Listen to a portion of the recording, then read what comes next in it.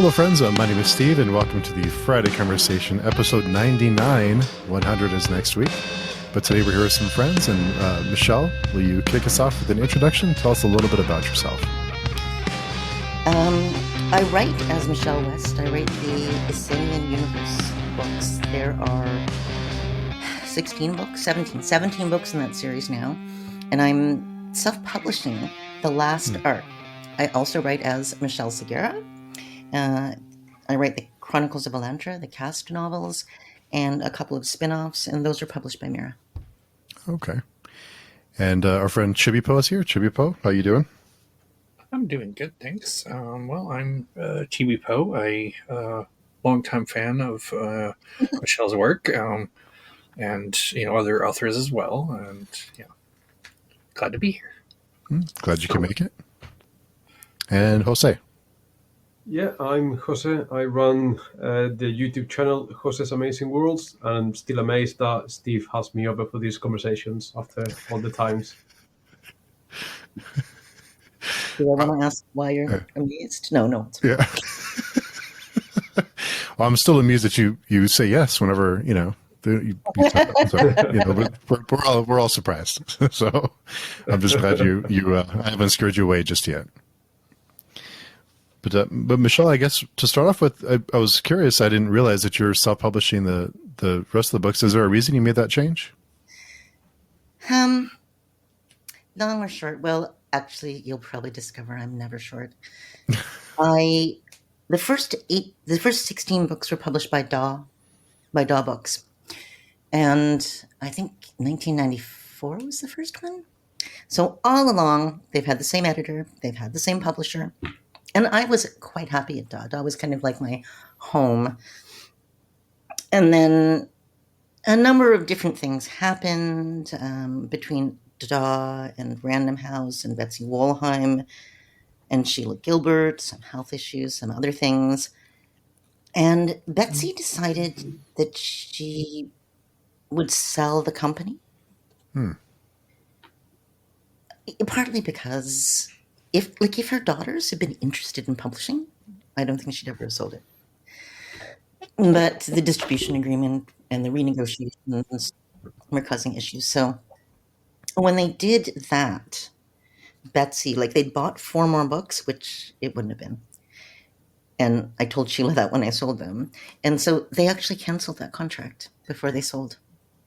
So then I had no contract. And I was about 200,000 words at that point into the book, although I had just decided 110,000 words had to go. Wow. And then there was panic, a little bit of panic. I was not at my best. It's like, but I haven't finished yet. I'm not done. So there were household discussions. Okay, what can we do? My one small regret is about 2 weeks after I started the Patreon, Canadian publisher ECW said that they would take the books. Oh. Up to 275,000 words. And I said, no, I'm not sinking a small Canadian press. Really this focused. And also because Canadian publishers are supported in part by Canada Council grants. And I've been published by a Canadian publisher, even though I'm a Canadian author. So I didn't know, and still kind of don't, how that paradigm works. It's not entirely just commercial. But also I'd started the Patreon because after looking at various models, I had friends who'd run Kickstarters. I know people who are still running Kickstarters. I thought actually having to cheerlead a Kickstarter for 30 days would cause a mental breakdown because basically you have to spend 30 days saying, wow, this is exciting. I'm not a cheerleading, exciting person in that way. And you have to constantly blast it on social media. And I'm also not a big social media person. I do some social media, but for me, it still retains the, I have 15 minutes, let's go to the water cooler. And okay, and I'll chat to people I know or chat to readers, and then I go back to work. So you can I'm not monetized, but you can get word out on social media. And so discussion with people, excuse me while I quit this. You're going to get this. And I finally said, okay, I'm going to try a Patreon. I'm going to try starting a Patreon. So that's my household discussion with two people saying absolutely no Kickstarter. And I don't know about the Patreon. They didn't say no to the Patreon. And I said, look, I only have to make this amount of money, right? I want to finish these books. And I don't need money to write them, but I do need money to copy edit them and to edit them and to proofread them and for cover designer. Those are the very base things that I need. I can just do the book as an ebook, but I need to make that much money. Now, one of the things about all of the forms of editing and proofreading, not cover design, is that the longer the book is, the more money it costs. That's why publishers, by and large, want smaller books. Readers are okay with larger books. Yeah. But the cost of the whole production is greater if the book is longer. And so I started the Patreon and just kind of had about, actually it was less than a week of breath holding. Because of course you look at other people's patrons at the point where you think, okay, this is what I would like to do. And if I can make enough money, then I can publish the books. And I don't need an advance because obviously, as a publisher, I don't need to be paid to write them. But if I sell them afterwards, whatever money they make being sold will come to me. And so discussion again around the household said, this is fine. And actually, the first week, I thought, okay, I can do this. But here's the big but. All of the very successful patrons did one of two things. One, they offered short fiction, so it's a pay per piece. If I have to write short fiction to generate money, I'll never have time to write novels. Other people can do things differently. Every writer has a different process. I wouldn't be able to do that. So I couldn't do that, and that was kind of big. And the other thing was a strongly parasocial interaction. Hi, I have a private Discord, and I have this, and if you're paying $100 a month, I'll do a Zoom call. Or it was just, and I thought, if I have to do that, I'll die, and I'll also never get any writing done. Well, because there's a certain pressure in it, and some people are really good, and some people actually get a lot of energy from social interaction. And even if they're quiet people who read books, I call those people extroverts. Some people require energy to interact socially, and I call those people introverts, and that part would be me. Plus then I'd have to start being self-conscious because I'm not good at not being myself, and I'd have to start, I don't know, being more concerned about. And as I said, I don't care if people like me, I just want them to like my books, right? It's me, book. They're two different things. So I thought, okay, there's a limit. There's a limiting factor. Because readers often, they want to help you. So if you go out and you say this, but they also want the personal connection. And if you're not pushing those things, people sometimes don't come, and that's totally fine. But then you also have to ask people for money. You have to go out and say, I really would like to do this. Can you give me money? Which, again, older person was the hardest part. So I wrote a blog post explaining the DAW situation and explaining what I'd like to do going forward. Because I can't, if I don't have the DAW advance money coming in, it was a lot less than Sagara money anyway. But I can't take the money, the household money from the Sagara books to pay for all of the publishing. So I explained everything, and then I mentioned it on Twitter. I don't even think I mentioned it on Facebook. To be honest, I haven't been on Facebook much since 2016. I have not forgiven Facebook for the, never mind. Not even my country, and we're going into politics. You said 2016. I think everyone knows what you're referring to. Well, yes, but then I watched my godson son's godfather's wife's niece. I know, how's that?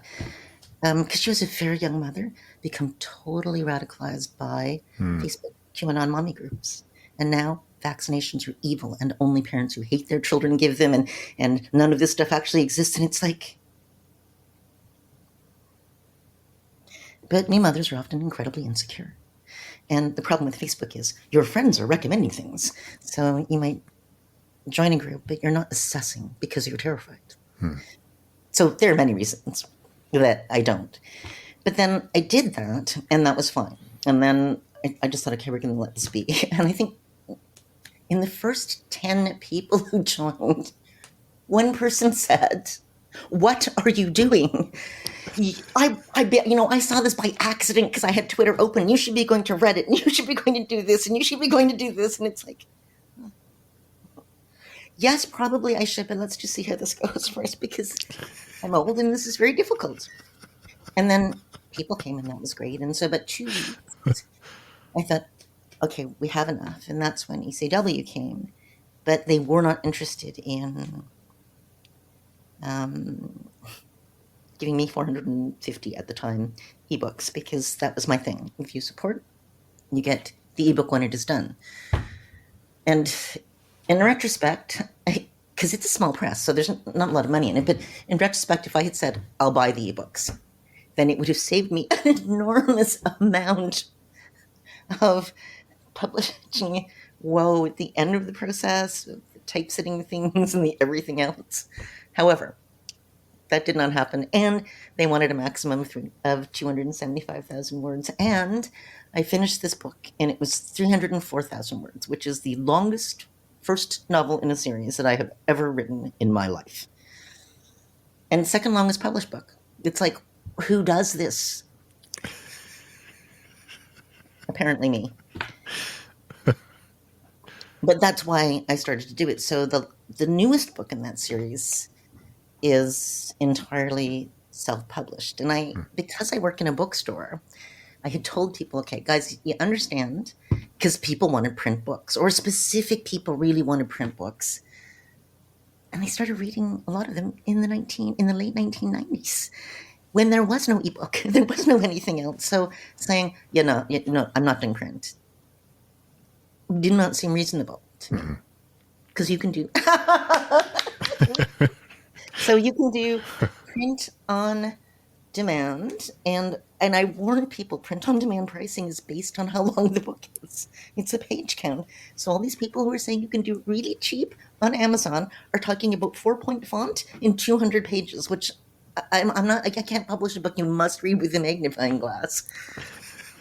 You're laughing that I did have people do this for $20, and it's like, no, you can't. You really can't.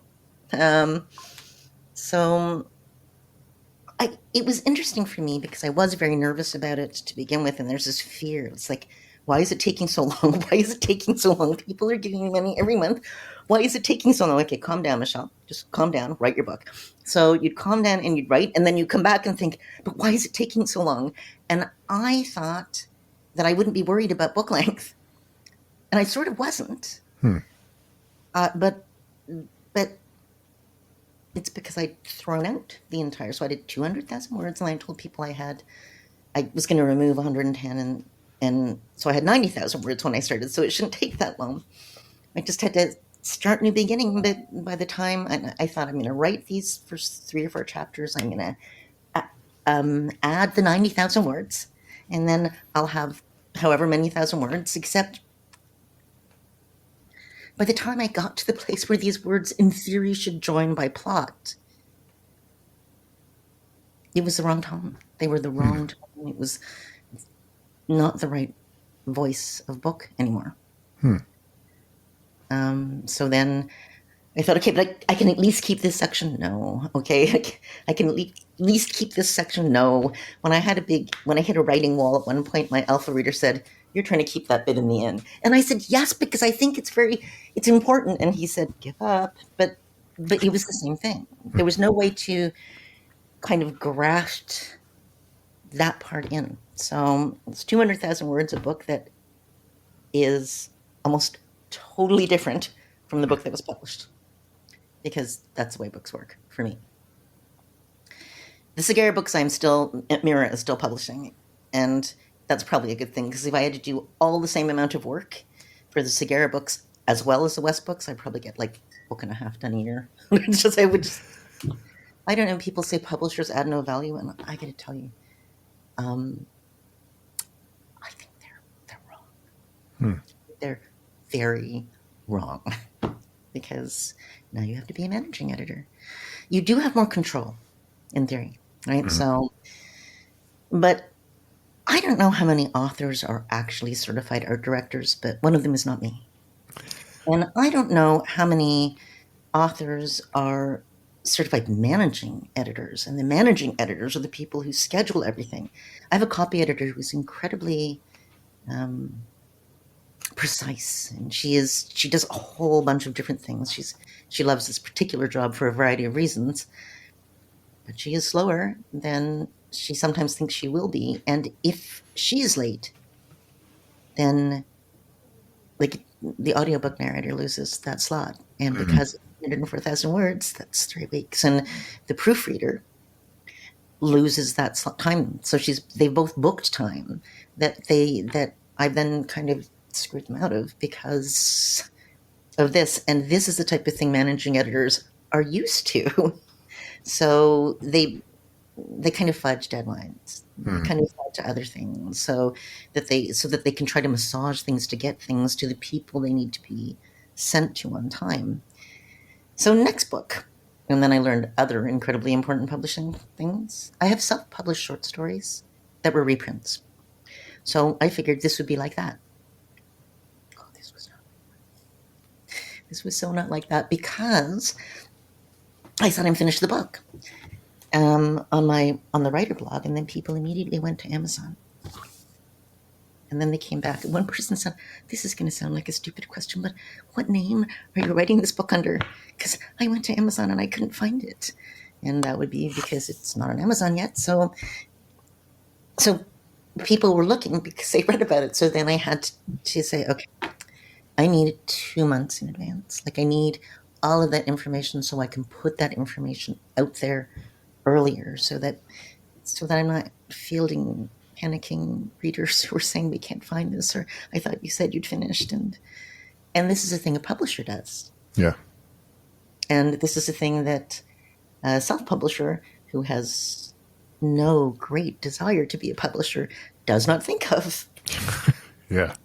Because for me, the best thing about the Patreon is, this is going to sound terrible, but I don't have to care if they sell. I do not have to care. I don't have to go and watch numbers and wonder if this book sales will be too low, and then maybe they won't publish any more of them. I don't have to care. All I have to really care about when I'm writing the book is the book. And then making it publishable, like copy editing and proofread and everything else, so that people on the Patreon can get their book. And I can work on all the other things, like the print on demand and the hardcover, because hardcover covers and trade paperback covers are more expensive in terms of cover design. Ebook covers and audiobook covers are kind of like a square or a rectangle. And with the ebook covers, basically they take the front of the wraparound trade paperback cover, and that's the cover. So all of that stuff is kind of later, but I can write them, and I can finish them, and I can do all of the things that I initially set out to do. I can go to the south, and I can finish the stuff and finish up the Empire, and I can go to the north because the north is important. And when I sold the books to Da, the last arc, I was trying really, really hard to do as few books as possible because they should really not have bought these. They really shouldn't have. I was told that my numbers would be fine if the books were half the length. Oh, okay. But at the length that they're at, the cost of everything, including the unit cost for the hardcovers and paperbacks, just plans things out in a not good way. Hmm. So there was no way to make this particular set of books shorter. But now I don't have to worry about that either. Well, okay, I don't want them all to be 304,000 words, because what I discovered is Amazon has a maximum page count of 830, which nobody told me. Oh. Everyone said, you can publish any length. No, you can't. And oddly enough, I had more than Amazon wanted with end material, so I killed one section in that, and it still wasn't enough. So then I had to make a choice to, and I hate this, chapters should always start on the right-hand side of a 2-page spread. Always.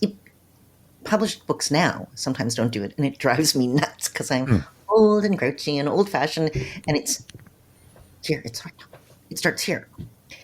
You can, however, choose not to do that in the output, so that, because that saves you some pages, because then it will start on the empty page. And I had to do that for the Amazon version, but I didn't have to do that for Ingram, because Ingram actually can go up to 1130 now. I know, this is stupid, right? But all these people who were telling me Amazon can publish at any length meant at any short length. Hey, they'll publish a 70-page book or a 60-page book, and not they'll publish a 900-page book, which unfortunately is what this was. I think I've seen a 20-page book on Amazon before, so maybe that's what they meant. You can do saddle stitching for some places, like they're 20 pages. They often do pamphlets. But I think what they meant at any length was short, and not at any length being way too long. There might be, talking ebooks too, because I think I've seen some, Amazon published ebooks that get kind of crazy. Well, ebooks you can do anything with. You can, so you can put them together and have an omnibus that is 2,000 pages long because it's an ebook. It's bits. But print books, you can't do that with. So that was me learning and stumbling. But that's what I did. And so there are lots of things that self-published authors are possibly supposed to be doing. And so the one advantage that I have is that I have readers for these books. And so I'm not trying to establish a name, an unknown name, in the wilderness of Amazon. And that's a lot harder to do. I asked Hugh Howey, one of the indie successes. We were on a panel together, and I asked him, all right, so how many books did you have out before one of them hit, before one of them gained traction? He said 9. But you expect, the self-publishing model at the time is short books, like about 70,000 words, quickly. These are two things that don't apply to me. So I understand how different paradigms in self-publishing work. But he did mention that I don't have to care. Right now, I'm making enough to publish the books and to do them properly, to give them to the people who want them. So I really just focus on writing the book. And I love writing. But I have a few things to say. When you were asking, is there anything you want to talk about? I wanted to talk a little bit about that because in the last 3 months, like 5 different people have asked me, how have you kept writing? How have you written so many books? What is the secret to career longevity? And one of the secrets is luck. It takes a certain amount of luck. But the other secret is I write the way I always wrote. And publishing is the day job.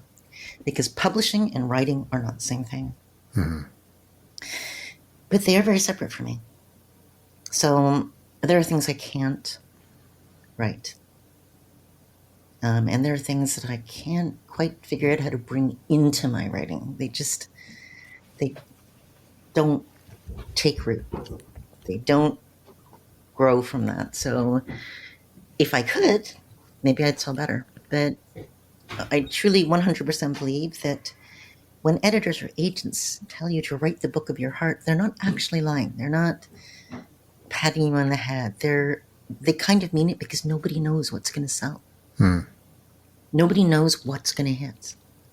There are people who thought their careers were over, and now they're New York Times bestsellers after this kind of dip. But the thing is, they kept writing. There are people who were mid-list enough that they could get their books published, but it wasn't until book 16 that, again, they hit. And also NYT #1. But what distinguishes them is they kept writing. Jim Butcher, NYT #1, maybe not with the Cinder Spires, and I'm not going to talk about that cover because I rant for at least 10 minutes. But he was published not even as frontlist title. The very first couple of, maybe the first 3, were kind of, the 4th book offered by Rock when the sales reps came around. You don't know what's going to catch on. You don't know for sure what's going to sell. Everybody has hopes. Everybody has dreams. But if they tell you, write from the heart, they're not necessarily saying, don't write something derivative, because so much of what we write is a response to what we once read. Things that we loved, things that moved us, things that kind of sunk into the loam of our writer brains. But they are saying, write the story that you have to tell, or write the story that you really want to tell, write the story that moves you the most. And some people do not believe that. But it's kind of true, because nobody knows. So, I don't think writers are fungible. I started writing because I always loved reading. Even when I was 5. I remember when I was 6, I decided that I would write a book. And I was so frustrated because none of my letters looked like type, because I didn't understand printing presses, right? How did they do this? How did they get it to look like this? I was so frustrated. So the books that I love can't be switched out. I love what I love. I love Terry Pratchett, and I love Adrian Rich's poet, and I loved the Tolkiens. I loved Guy Kay, but you can't substitute one for another. In my library canon, they're not fungible. Do I love them? Yes. Do I love them like a crazy person sometimes? Yes. Are they fungible? Can I just replace one with the other? No. So that's the second thing. I don't find it...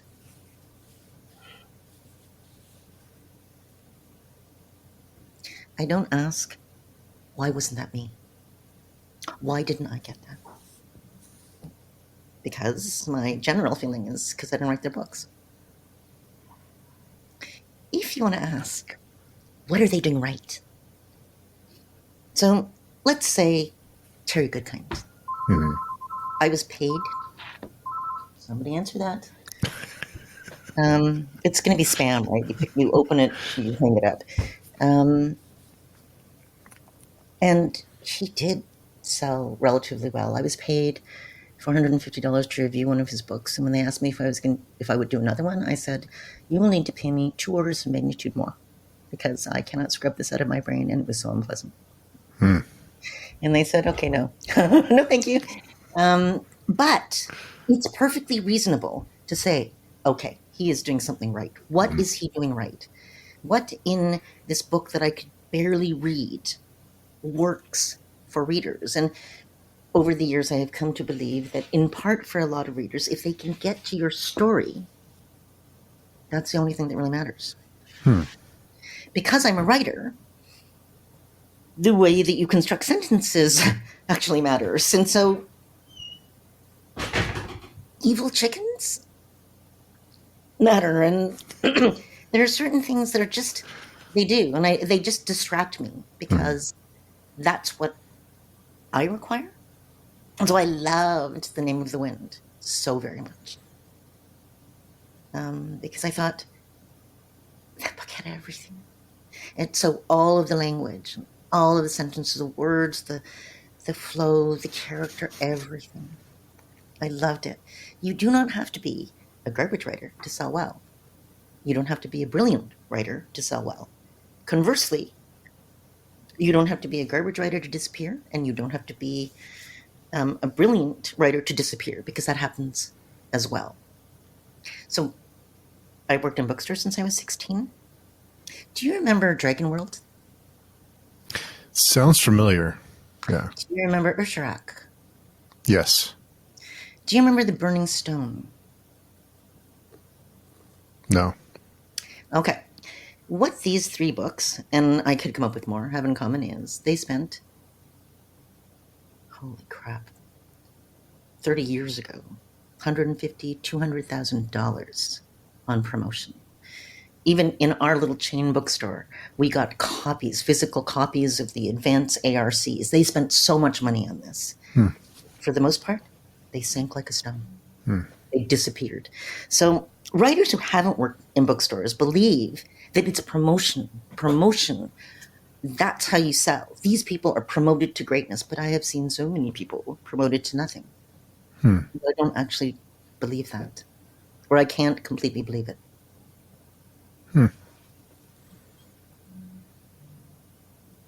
No? No, I just I wonder how social media has changed that. What has that changed your ideas of, or your perception of promotion? And can social media propel someone to the bestseller list if it's done right? Is that, or is it just a matter of timing and luck?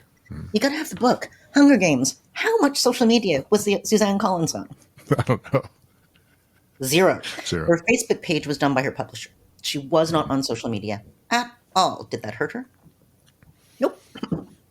Was her book promoted to greatness because of social media? Yes and no. And the yes part is, people read this and said, "Oh, MFG, this book. Oh my God, I just read this book."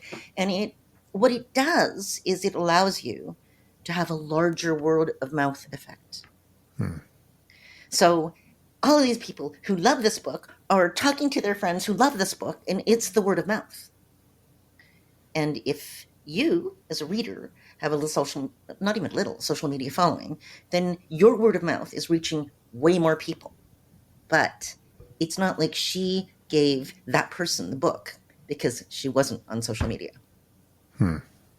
So do I think it hurts? No. But if your social media presence is not somehow reflected in your books, you can have a great social media presence, but the sales don't reflect it. Because what you'll get is the bump of people thinking, "I really like this guy. I'll try his or her or their book." And then thinking, this is not for me. They can interact and they can read the social media from that point on, but they're not going to be a buyer. There are people who follow John Scalzi who can't stand his books, but who love him. Yeah. And so if you want to be big on social media, everybody's grasping at straws, because let's go back to nobody knows for sure what's going to sell. Yeah. And publicists or editors, they're looking for your social media presence. They're looking for your platform, sort of. It's much more important for nonfiction. But that's not a guarantee that the books are going to sell. It just means that you are better at building social media platform. We talk to a lot of self-published authors, and a lot of them say, well, I hate social media, but I have to be on it. And I wonder if that's true. I will say that all of my knowledge about self-publishing is actually old. It's probably about 8 years old. And my general feeling at the time was no. Because the long tail model of publishing, which doesn't really exist in bookstores anymore. If you're wondering why, publishers will sometimes go book 1, book 2, book 3, like a month or two apart. It's because at a month or two apart, those books are still likely to be in the bookstores. So it looks like when people come to look at the shelf, this person has written books. Whereas if you do a book a year, the second book might be there, but the first book might not. The bookstore might not pick up the first again. So you're trying to build shelf presence when you can't guarantee that you're going to keep the backlist in stock. And Actually, I had wondered about that until the editor said, "Oh yeah, because of this," and I thought, "Oh my god, of course," because now everybody is trying to sort of fit in with the changes that have been made over the long term. Mhm. When I first sold a book to Del Rey in 1989, their general feeling was you needed 5 books before they could tell whether or not you'd have legs. Nobody has Wow. 5 books now. They have 1 book, maybe 2 books if you write them quickly enough. But you don't have that. So that the idea that you're now building an audience slowly, not there. Hmm. And it's unfortunate because, again, if a publisher decided that you had to have huge numbers instantly, then there would be no Jim Butcher because that's a slow build. Steve Sterling's books, same. Like I can point at certain authors, some of who disappeared, like Lee and Miller for a long time, and who kept writing, and who came. I think Bain eventually picked them up. Well, Ace did, and then Bain, and they made a home with Bain, and they're still writing. But you almost have to have a little bit more control of the publisher to give people that backlist, that keep these books in print. Let's see if it builds. And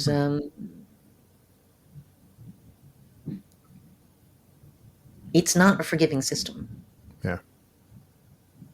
It was different. When I was 16, there were hundreds of publishers.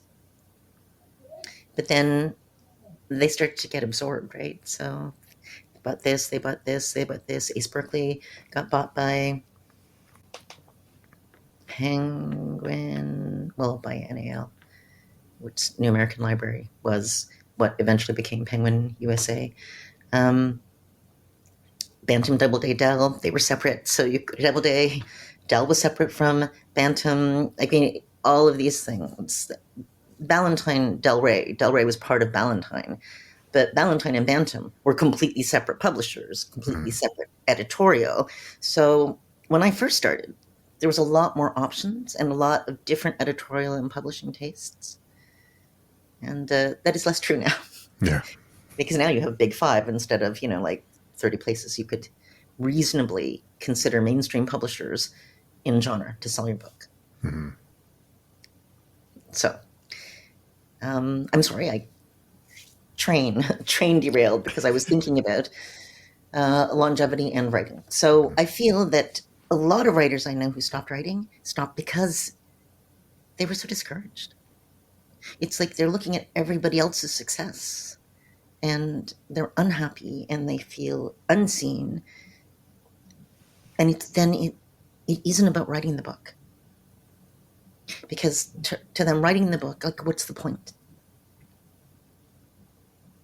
I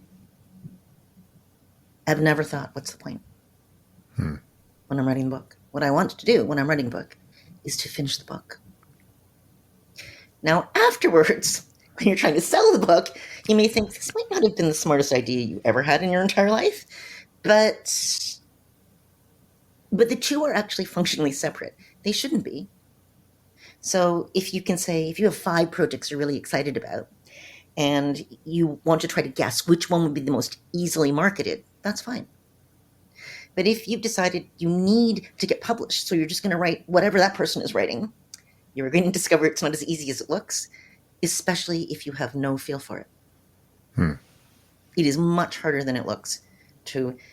It's easy to be contemptuous. I have seen some science fiction authors do it. Oh, well, fine. If we want to do that, we could just write big, fat, pointless fantasy. It's like, okay. But at least 1 or 2 of them have tried it. It's not as easy as it looks. Because it's not easy to write something that you, in theory, have contempt for. And I don't even know if you truly have contempt or if that's just talking heads, because also some people care about how they're seen and some people care about how they're perceived. And just, well, it's too much work. It is work that is not writing. It is work that is not the book. But I would actually ask, and I have asked some of these people, what did you want from being published? Like, what are you hoping to achieve? Some people just say all they want to do is be published, but that actually counts for their first book. And then they start to have that reality of dealing with the publishing system and with bookstores and with bookstore returns and with angry one-star reviews and everything else. And it takes its toll. Oh, yeah. So my thing is, do not do things that cause you writer anxiety, because most people's writer brain is also their anxiety brain. And if you are now filling your head with anxiety, it hurts the writing. Yeah. You just don't get writing done. So every single writer I know in 2016 lost between 3 months and a year of writing. I mean, I think it took me 3 months to actually start again. And I started writing. I was a little bit behind on that deadline. And then when I finished, when I got my feet back under me and finished the book and went back to the beginning, I had to throw out almost half of it. Wow. Because it just, all of this, that fundamental world shift had changed so much, and the anxiety had just eaten too much of that space. So then I realized, okay, we cannot doom scroll if we can't act on it. If there are things that you can act on, sure, do those things. But now you were going to approach certain things in an actionable way. Mm-hmm. I mean, I am not going to Gaza, and I am not going to Israel. And if I am concerned about the situation, I give money, because I can do that. I give money to different aid organizations because I can do that. But I can't. I have a perfectly good imagination. I can absolutely guess what is happening.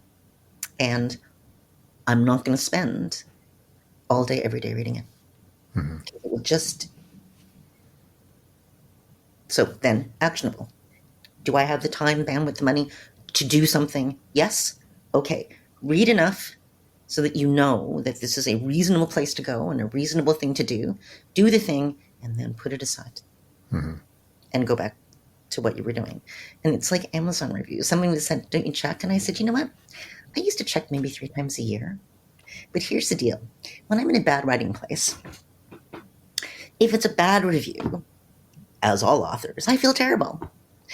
And he said, but if it's a good review, don't you feel encouraged? I said, no, I feel worse, because it's a good review. And when they read this horrible thing I'm working on now, they'll stop reading me forever. It'll be the end of my career, right? Because then you can disappoint expectations. Like, it doesn't help. So when I'm on a very even keel, I can go and check. Mm-hmm. But that doesn't happen very often, and I avoid it. And because I just thought, you know what? That's destabilizing. Let's just skip that part. And the social media wars are frequently destabilizing and enraging. So let's just skip that part, because it's not like there's a lot I can add. Mm-hmm. Without getting into an internet slap fight. And as we all know, those can go south very quickly and last forever. And then, of course, you're invested in it, so you don't pull out. It's just, don't start the investment. And so, honestly, it's acknowledging the things, acknowledging your strengths and acknowledging your weaknesses. And a lot of people don't like to acknowledge the weaknesses.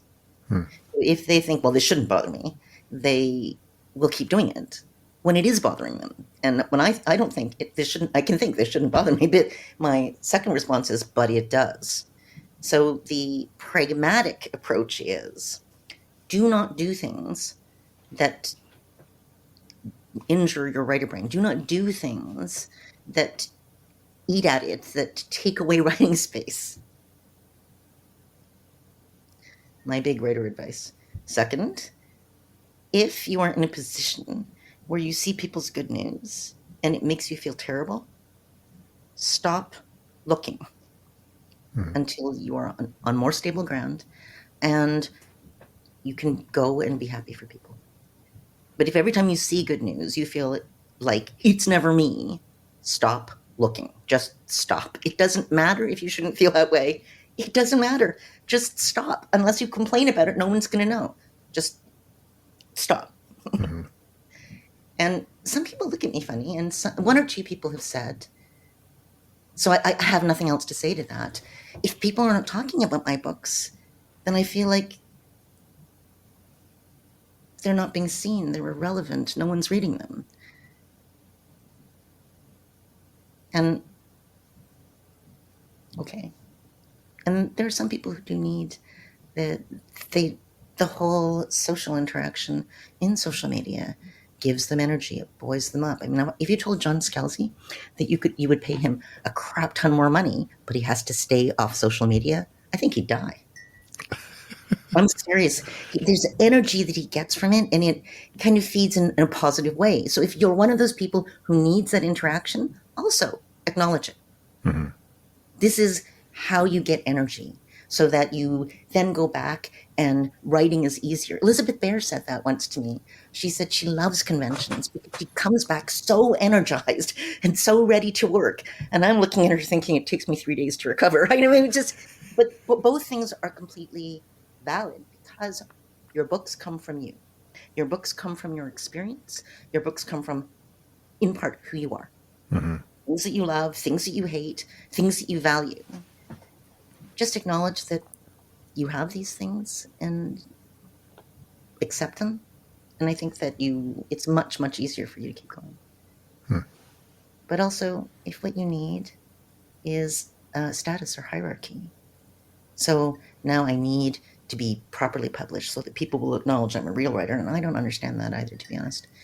Then it's information, accept that that is true, and then again, start looking at what the new paradigm is. Start looking at the things that you can act on. What are the things that you can do? But it becomes the same thing as the how to get published. Where do you go to meet editors, or where do you go to interact? And social media is not terrible for that. As long as you are good at writing short form, being somewhat amusing and being respectful, people often will remember. Don't ratio. Don't say, yeah, exclamation mark. No one remembers that. But if you have something germane to say it. You're just nodding. No, I just I was just thinking, with social media, I think, like you mentioned earlier, you see someone's follower account has, let's say, 3,000 followers. That doesn't mean you're going to sell 3,000 copies of your book. It also means that you can, just like you can have that goodwill, someone who gets to know you and say, I really like this person. Maybe I'll try their book. It can also be the reverse of, I really don't like this person because of some offhand thing they said, and it turns out to be a negative. They follow you because they want you to fail, and that it can go both ways. It's an interesting dynamic. It can. There are some people who find it amusing to look at train wrecks, in part because they have that, I could be worse. Yeah. And that's the kind of black humor. And in particular, black geek humor, which we're all good at. But it is really hard if you love an author and meet them and they're an ass. Yeah. It actually really does influence. You can't, because people should be able to separate, and no. It's not easy to separate. So if you think, wow, this person's an ass, there's a very good chance that you might in future not like their books. Mm-hmm. And I have met people I loved, and I can't read their books. Yeah. And I've tried 8 different books, just looking for the one that I can penetrate. So I separate and I don't separate. And you're absolutely right. If you are a complete, and you know what, I shouldn't say jerk, but if you are if your social media presence is at odds with the readers, then probably that is going to affect the writing. The one person that I never understood, I didn't understand her readers, was Laurel Hamilton, because you people buying her hardcovers so that they can curse her. It's like they're hate reading. And I'm thinking, well, I'd probably stay off social media, but that's still $5. Right? I mean, they're still buying hundreds of thousands of hardcovers. The thing about social media presence is, my Twitter account, before I just stopped using Twitter, I maybe 3,200 people or something, but I wasn't trying to gain a Twitter following. I would respond to people who added me. It was a place where if somebody had an at for me, I would answer it. I was much worse on Facebook. I will answer blog comments or questions, but social media presence as an author is in part so that if readers want to, they can reach out to me. I have no idea who it was. I was on someone on Twitter who said, "Are you going to write more about this Sagara character, Robin?" And I said, "Sure, in my copious free time, because I have to write these 2 Severin books and a cast book." And they said, "It's just I really love Magic School books." And I thought, "Oh my god, I have a Magic School. Like I have the Academia, and I have this, and I have this." Oh. So then I wrote the 2 Severin books, and then I wrote the Magic School book. And the Magic School book, oh my god, it was the worst one ever. It was just like, why is this book not going anywhere I thought it would go? Like, why is it doing this? Why did I have to start this 5 times? I never have to start a Sagara book 5 times. It's just, and if I could remember which reader it was, I'd probably thank them and then kick them in the shins. Both. But there is some interaction. So that's the thing about the social for me. It's speaking about things. But that's kind of it. I'm not trying to gain a Twitter following so that people follow me on Twitter. It's like, I don't care. And my Twitter following and the number of books I sell are very, very separate. But it's the overlap of people who want to interact with their authors, because many people don't, and people who want to be on Twitter, because many people don't, who will reach out to me. If that makes any sense. So I think people kind of get caught on, if you're not big in social media, then you're not relevant. But Tanya Huff sells way better than I do. My husband said she's like the invisible successful author. It's like almost nobody is talking about her online because he'd check. And I said, they're lost.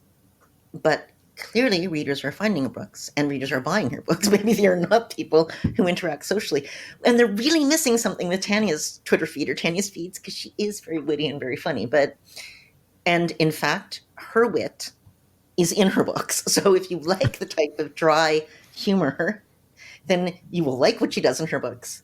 But people conflate, oh, you're big on social media, you must be big. I think that might probably get worse rather than better, because there's a TikTok generation. However, book talk is big. And the book talk young adults, they're all reading print books. They're all reading physical books.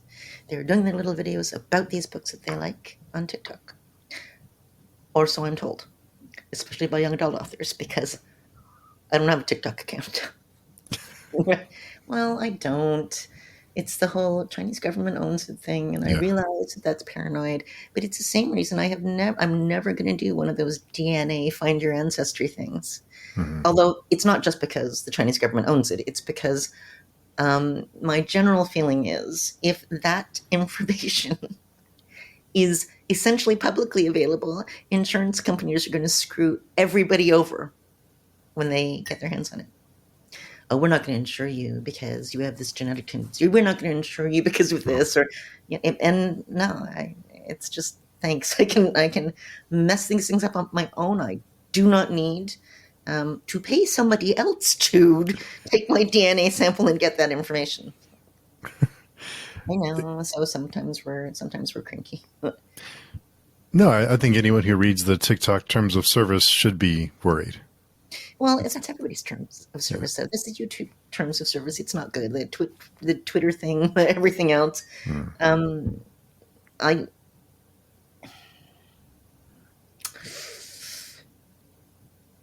don't like video, and I don't like cameras, and I can't talk for 30 seconds. So it's not my medium. It's just not my medium. That Godfather's Children, the son, really loves TikTok, and he does really weird things on TikTok. Not upset, but just weird, funny things.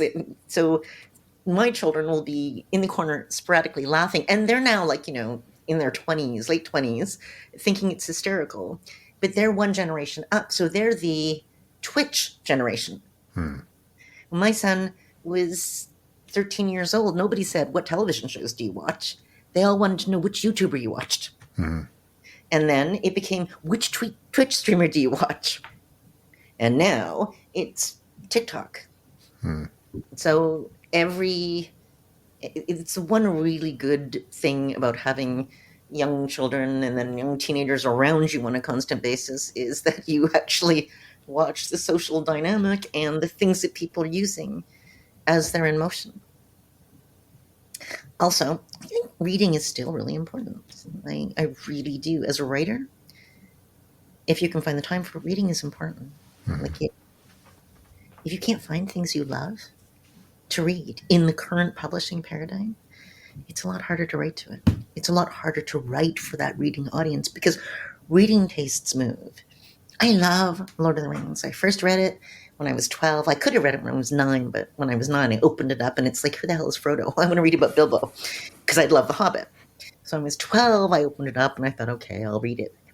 I loved it. And I immediately started it all over again. And I think I read it like 6 times in a row because I loved it. And then I read it at least once a year until my children were born. I was exhausted. I can't get people to read it. People will buy it because they love the movies. But you really have to bookmark them past the birthday because nobody wants to read a pastoral birthday. Like, oh my God, this is so boring. When does it get good? And that's modern. In fact, Patricia McKillop, Riddlemaster of Head, I loved those books. I still do. A 15-year-old English class come in, and they were bitterly complaining about that fact it's pages of nothing.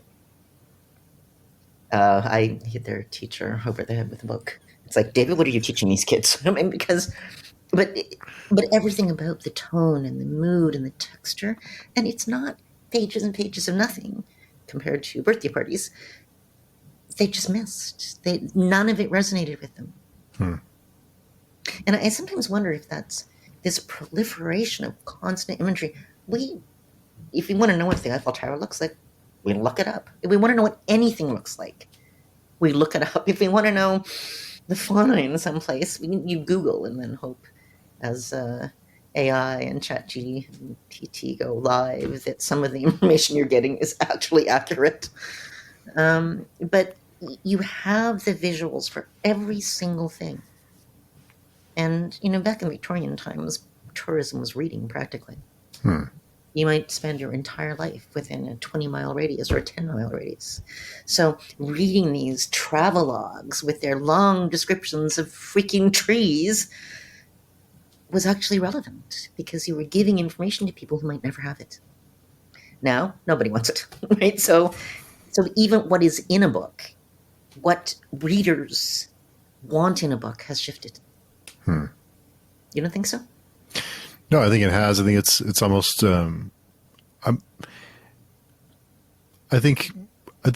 know I don't want to sound old and crotchety, but I think attention spans are on off. Yes. I think attention spans are shrinking, but I don't think it's. I think it's just a byproduct of TikTok and short form content that people are absorbing, and it's just your brains adjust to a 30-second video instead of sitting down to read a 500-page book.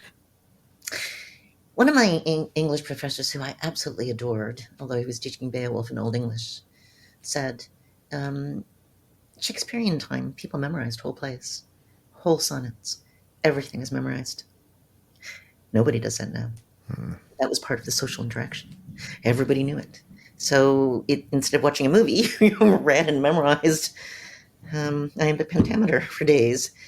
So the culture changes, obviously. Things change. But I still think it's important to find things that you love in that shift of things. So if you are in a place where you think, readers these days are so superficial, or they're so impatient, or they're so stupid, then you're never going to write a book that is going to. You cannot write anything thinking that way, because then you fundamentally have no respect for the audience you want to read it. So finding things that you love, and even though they can be a bit different, they can start differently, finding things that you still love and still interact with is, I think, one of the most important things you can do for longevity. And that, but it's not just finding books because you're writing books. It can be finding movies. It can be finding comics. It can be finding games. It can be finding things that are modern and now that you interact with that have a strong effect or that you resonate strongly with. Because I think, honestly, part of writing is actually experience or positive experience or negative experience. If you can really sift through it and examine it, and everything becomes part of the book. It becomes part of the book, part of your awareness. I think world building, it's harder as you get older because your understanding of how the world works makes everything so much more complicated. So, back when you write your first book, or when I wrote my first four, did I think about the economics? No, not at all. I was 26. You work, you get a job. What was I thinking about? The movement of economics? Was I thinking about the type of industry or country that arises when you have certain types of forests or certain types of geology? No, it wasn't. Right? And I would argue that many people still don't. But as you get older, you become aware of all these things, and all of a sudden, it's just harder and harder to build a world that you can still believe in while you're writing. Because that, for me, is world building. It's you need to write something that you believe in really strongly when you're writing.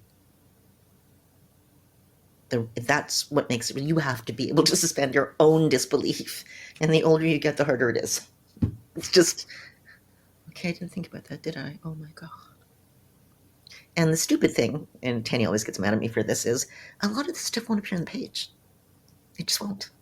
It's kind of that background knowledge, but it won't appear on the page. In which case, why are you doing this? Yeah, okay. Fair enough. Good question. But I also think, I hate maps. I hate them.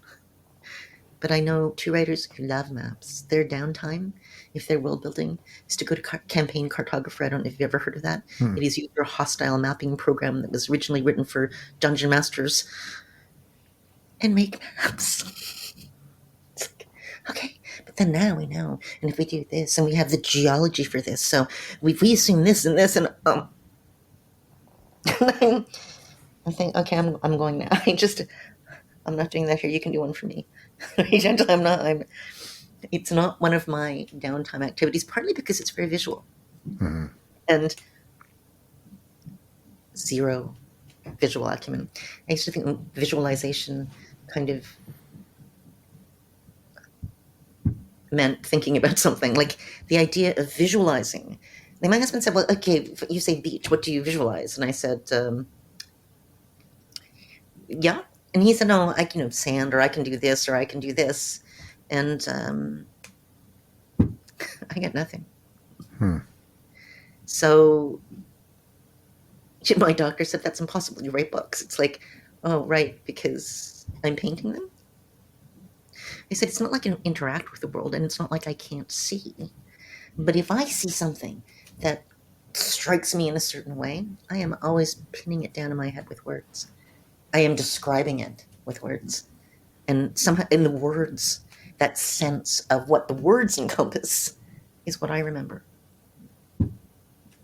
So then for word phrases, cadences, of course, mean or hit more, because words are what I really have. Some people are hugely visual. Some writers see their book as a television show. So when their character's talking, they know what they're wearing, they know what they look like. They see it play out as if they're watching television, and I'm thinking, no, really. It's like, can I have that? Because I bet scene blocking would be way easier. Because I can think, okay, these are the people in the room, but forget to mention it until one person speaks. That's my worst weakness. Someone will say, wait, but when was he in the room? Right? When was he in the room? It's like, well, clearly he's in the room, he's speaking, but the idea that I have to say something about everybody being in the room before they go into the room took me several books to actually realize. And then then physical description was really hard for me because I started writing poetry, and poetry doesn't have physical objects that are not fundamentally important to the poem. So my first iteration of a book, my editor said, okay, this is very powerful. There is no physical description whatsoever of anything in it. And now, Michelle, you are going to go back and you are going to add physical description in every scene. Oh my God. So then I had to go back and add 15,000 words, scene by scene, trying to kind of fit them into the flow of that scene. And one of the very few reviews I got for that book was a Locus review from Carolyn Cushman that said, this book has no physical description. I mean, so then I would go back to books where, books like Anthem, actually, where they have 6-page descriptions of a building, but it's still fascinating. And so now you're reading these things, but you realize that it's the viewpoint. The viewpoint is fascinated with this building and the history of this building and knows all of its nuances. And so then you go back and you're choosing viewpoints that have a strong investment in the thing that you're describing in one way or another. So it takes it into internal, but it externalizes it because it's really, really important to the character. You're looking at me funny. No, I was just wondering how many authors have struggled with visualization. Jose, are you visual when you write? Sometimes I do. Yeah, I think. I think definitely. Particularly because the kind of things I write are kind of set in the present world, so I will have a relatively clear image in my head of where the action is taking place. So yeah, definitely. I would find it very hard to write fantasy, I think, even though I read a lot of fantasy. It's kind of fascinating that people can imagine all these worlds and bring them to life on the page. I think that's certainly a skill. I don't think you have to see it. I think you have to feel it. I'll take your word for it. But because usually people say, write what you know about. And obviously no one knows more about the world that you've created than yourself. But yeah, I don't know. I don't love that advice. Okay. To be honest, I've heard it a lot. I heard it a lot in my grade 13 workshop class. Write what you know, write what you know. And my the person who was running it, oh my God, he was a Canadian writer. He worked at Coach House Press. He had the class taught in a boardroom because he was a chain smoker. And at that time, the teachers were allowed to smoke in their boardrooms, but you weren't allowed to smoke in classrooms. It was just this insane class. And he opens it up with, I hate teaching. I'm just doing this because I need the money. So I'm making my friends do it. And then he brings in this roll call of Canadian authors. And he meant it. He was forcing them to teach things, but he hated science fiction things. And that's what I was writing. Right? So I write these things and he'd say, okay, it's powerful, but I want you to write what you know. And I said, you don't think that viscerally I understand this? And then we argue about it. But then all the rest of the kids, because it's a workshop class, would say, David, you're an idiot.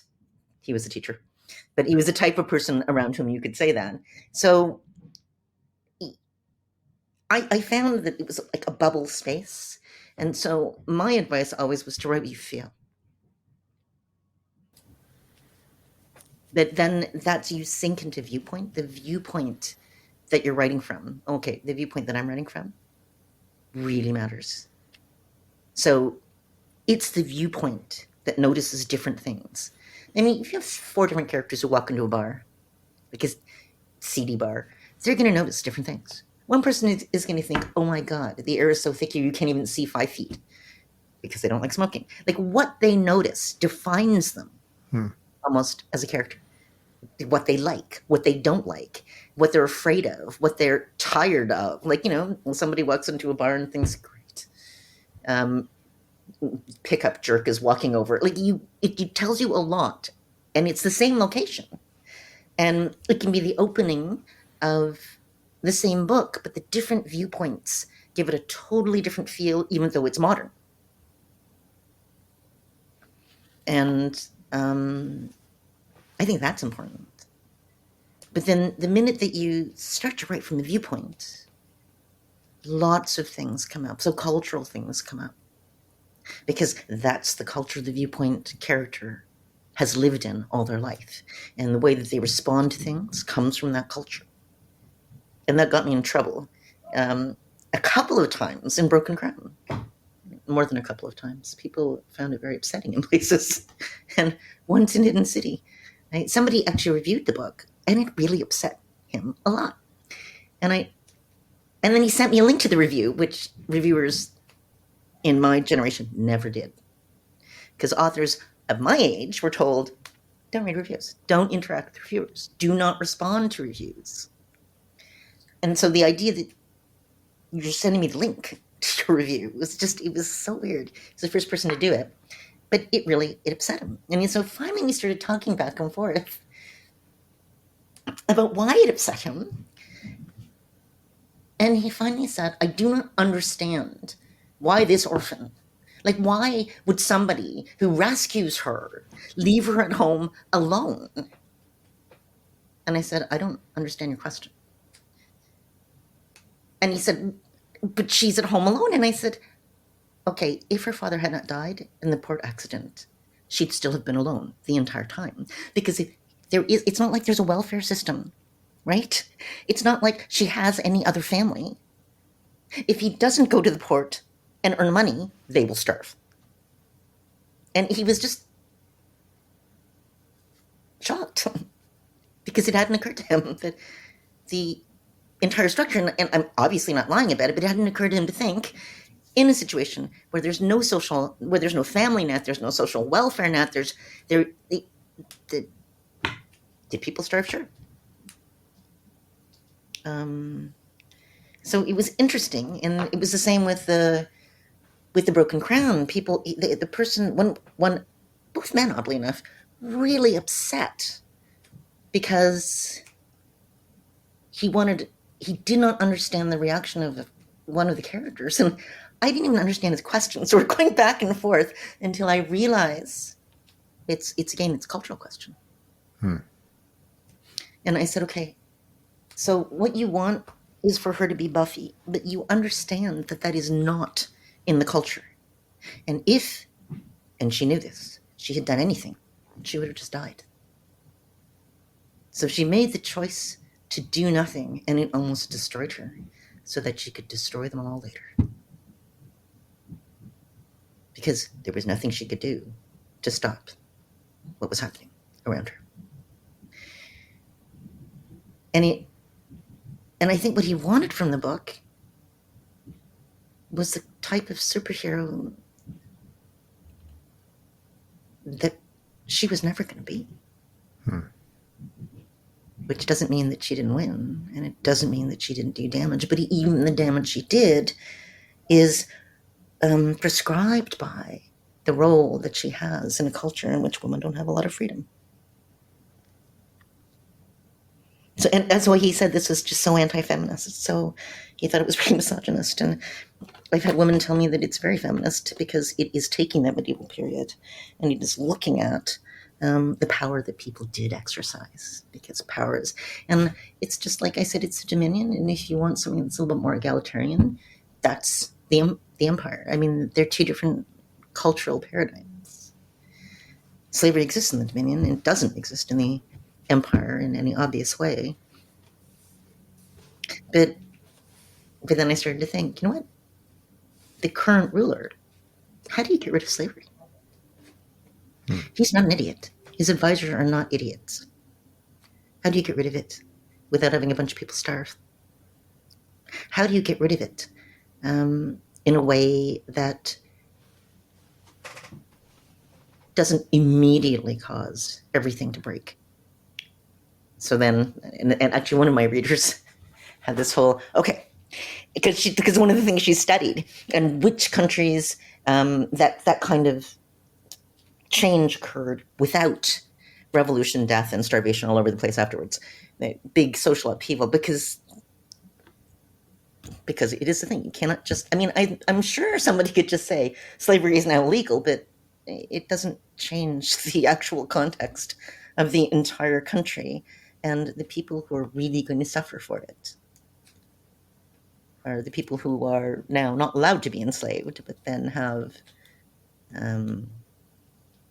no living, no shelter, no anything else. And so how would that work? How do they get around the laws? These are the types of weird things that I think. I went to stop a book, Uncrowned King, and I stopped and thought, no, wait, because I have 3 commanders. Sweetheart, as I said to my long-suffering spouse, I said, yes. I said, how do you move an army of, say, 50,000 people? And how do you fucking feed them? Like, how do you actually feed 50,000 people? Like, if I march 50,000 people on foot, let's assume, not cavalry, like, they're going to still be walking 15 hours. Like, how do you do this? And he said, well, that's a good question. Very helpful. And then I started to look for logistics. And what I sometimes do is I find modern logistics, and then you kind of pare it back. You look at the practical ways different things work, and you look at how to streamline it, or how this would have been a problem back then because we don't have this, and you kind of deconstruct it backwards to the technical or technological period that you have, except you can cheat because you have magic, so there's a little bit of cheating. And there isn't anything, because supplies and logistics in a modern army are not legally allowed to be talked about. Are you kidding me? So then I go into the Napoleonic, nothing. It's tactics and strategy. And frankly, I don't give a shit about that right now. I don't care. If you can't feed people, everything's going to turn to shit anyway. How do we feed people? And nothing. And then I got in touch with 2 military history professors. Zip. They're not giving me things that I actually need. And then I kept going backwards and backwards, and I finally found one absolutely brilliant book called Alexander the Great and the Logistics of the Macedonian Army. Thin book. It was fabulous. And the reason apparently it caused a little bit of controversy is that the professor who had written the book said that he believed that Alexander's military targets were based on his logistical abilities. Where could he go fast? Where could he strike? Where could he easily support an army? And I can't even figure out why that would be considered controversial. Because you can't feed them, you're going to lose them, and you'll lose all the rest of the people. And if they're marching through your land, it's going to be bad. So, right? But it's this kind of thing. Now, does it matter? Possibly not. But it's something that I feel that the commanders would know. So it's knowledge that I have to have, even if the character directions don't actually bring all of the stuff that I finally found onto the page. I have a weird world building paradigm. I like writing. When I hit that wall of, I don't know this, and I'm very sad. So before I started Broken Crown, I just did 200 pages of world building on any of the big characters or big political organizations that I could think of, and God's here, and festivals and other things and cultural things, and city areas in one city, and et cetera, et cetera, et cetera. And then I started writing. And I tell you, even the world building stuff, it's you start writing and then you go back, because you have all this stuff in theory in your head, and you've changed a lot. Because the minute you're writing book words, that's when the book actually is real. So you can plot everything else. You can think, okay, this is where I'm going. You start writing it, and your characters turn left. And it is both you scream and pull your hair out, but also the moment at which you know the book is real. Because it's not like, I can't figure out what I'm doing, so I'll just throw this in here. It really is, the character has said, and you're following that viewpoint. Sometimes people ask about character and plot, but to me, character is plot. It's not everybody. To me, it's plot. So you have a rough idea, and sometimes you get close, and sometimes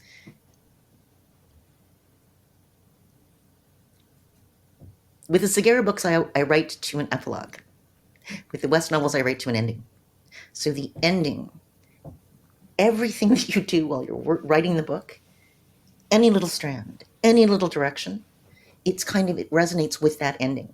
So obviously they're not going to turn left and jump into a convertible because there are no cars. Your subconscious is never going to make them do that. It doesn't happen. But your characters are smarter than you are, and your subconscious is a little bit smarter than you. And things that make perfect sense on the page when they happen are not things that you plan on. So it's just like, oh my God. And then, you go away. And the way I usually get out of these difficulties is I think, well, all right, this is what happened. What is everybody else doing?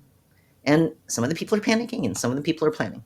And that it kind of said, does that sound weird?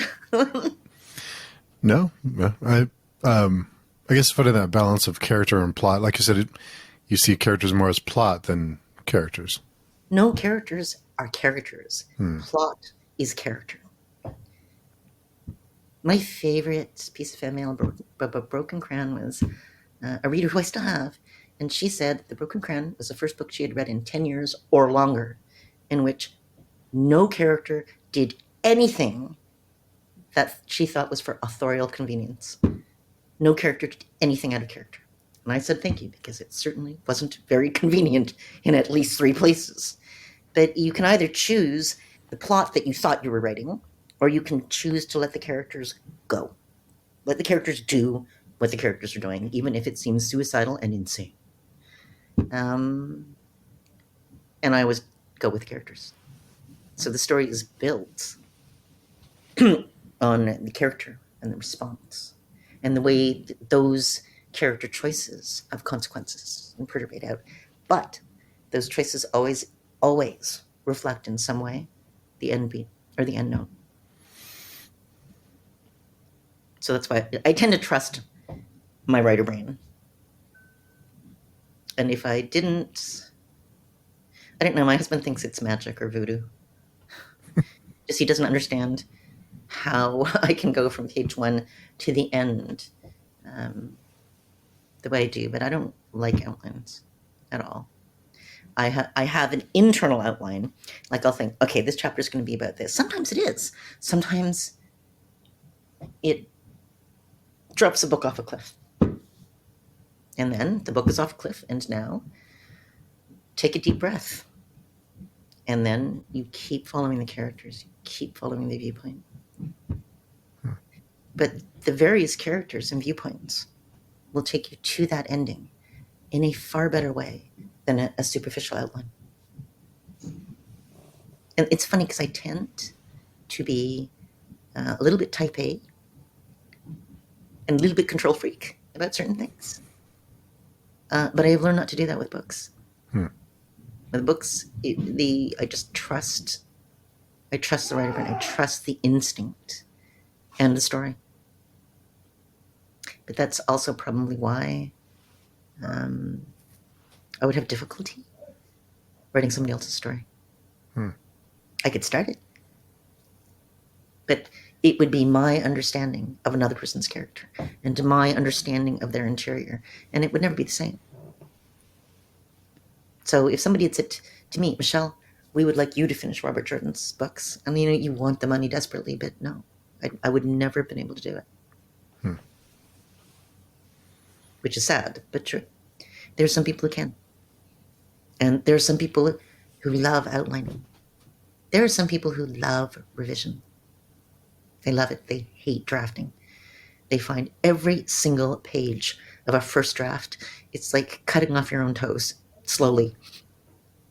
But then when they finally get to the end, they love revising.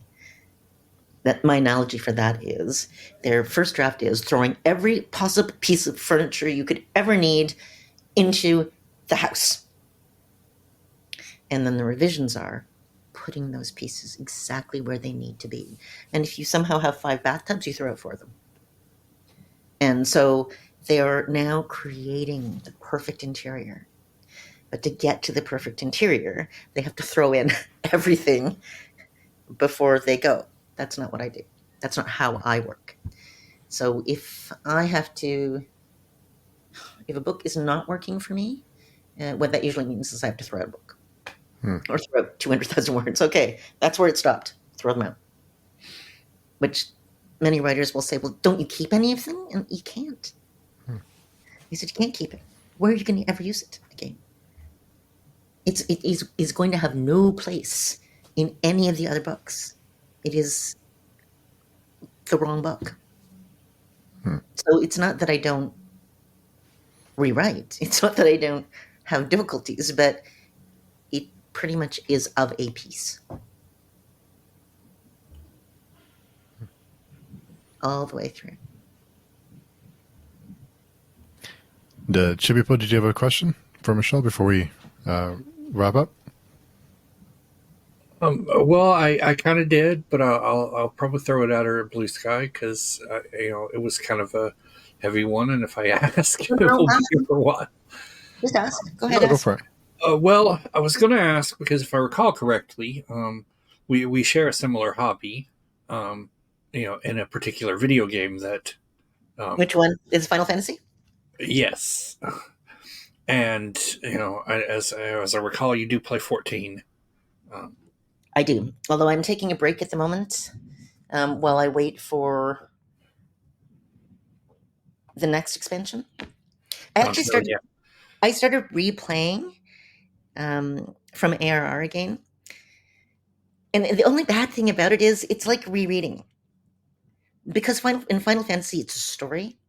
I desperately want to get to Heavensward and go through it to the end again. Well, 3.3. And then I desperately want to do all of Shadowbringers again. Heavensward made me weep in one place because it was so perfect. It's one of those perfect writing moments. Yeah. And it pays off. It pays off a lot. Yeah. And it's still sad. I bet I know the moment too. And that's in Heavensward. Yeah. But in Shadowbringers, they do something with villains that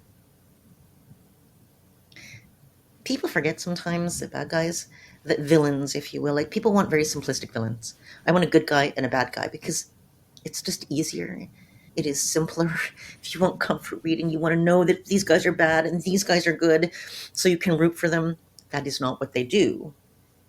But they sort of do. Like it with the Emmett Salt character. No. With the Emmett Salt character, by the end of that of Shadowbringers, there is no question that he has to die. Right? No question. And if I were any one of the characters facing him, there would be two things. And one is it's heartbreaking, and two, it doesn't matter because he's not going to stop. So it's almost a perfect balance. And what was interesting about that to me is it's the Breaking Bad thing all over again. There is no question that this person is a mass murderer, right? And all the reasons are tragic, and they become really, really heartrending as you have a deeper understanding of it. The guy's a mass murderer and has to go. I don't think that because you understand why somebody does something, that makes it okay. I had this with Breaking Crown. Somebody's in an audience, they put up their hands and they say, the thing I really like about your books is there's no right or wrong, right? It's not black or white. And I put up my hand on the panel and said, that is wrong. He said, stop. I said, no, these people are wrong. And he said, but I understand why they're doing everything. And I said, yes, because they're people. But everybody has reasons for doing things. And just because you understand what the reasoning is doesn't mean that all of a sudden it's right. It's still wrong. And that shocked the person. But I have discovered it in a lot of readers. If they understand why somebody does something bad, then somehow that can't be bad anymore. No, it's still a bad thing. Right? It is the frustrating to me because you still get people saying, oh, but he didn't do anything wrong. No. He killed 7 planets worth of people. I'm sorry. No. Oh, but he didn't consider them people, so it's not wrong. Hello? No. That's, I love all of the stuff they did with the villain. I love it. I think it is easily the best exploration of a super powerful, godlike bad guy I have ever seen in any medium. But the philosophical discussions that came up around them made me want to burn things down. It's like, I'm sorry that you understand him, and now you think it's okay, because it's not okay. And it's that for me. No, and I feel like, just to touch on that briefly, is like, and then people got to Endwalker and they were like, and they had been, you've probably seen these ones too. They've been around with Hydaelyn as evil, Well, nonsense. nobody was sure. Like, I wasn't, I said, oh, come on, because I wasn't sure. So in that, when we were playing it, because we got to play it all the way through, we bought Endwalker, right? So we had all the stuff leading up to it. I'm sorry, guys. But there was a moment where I said, oh, please don't tell us that we're essentially, I can't even remember what the word is at the moment. Don't make us the bad guys. A lot of people were like, oh my God, we're worried about it. But I thought that tempered, thank you. Don't say, are we tempered? Yeah. Are we tempered too? But so there are all the questions, because you realize